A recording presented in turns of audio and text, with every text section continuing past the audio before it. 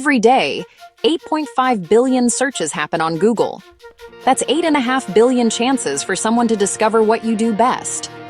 But let's be honest. If you're new to digital marketing, SEO sounds like a right headache.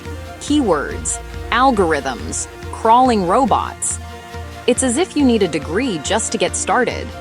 But what if I said, scrap the jargon? Imagine the internet as the world's grandest library. Every website, including yours, is a book on its shelves. Each page, a chapter waiting to be found. But here's the trick. If your book's spine is blank and the chapters are a jumble, how's anyone meant to find it when they need it most? That's where SEO comes in.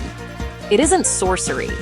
It's just about organizing your digital book so Scout, the internet's helpful librarian, can spot it, catalog it, and show it to the right searcher at the right moment. Think of page titles as your chapter names. Menus are your signposts. Blog posts, they're just friendly conversations.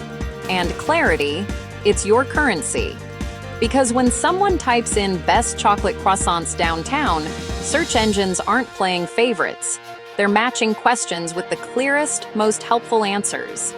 So where do you start? Simple. Ask yourself, what are your customers actually searching for? Get curious. Try typing in what you think they'd type. Best bakery near me. Fresh croissants in town. Where to buy wedding cakes? That's it. You're already thinking like a librarian. SEO isn't about gaming the system. It's about building bridges, connecting what people need with what you offer. So subscribe, and each week, I'll help you turn digital marketing from a maze into a map.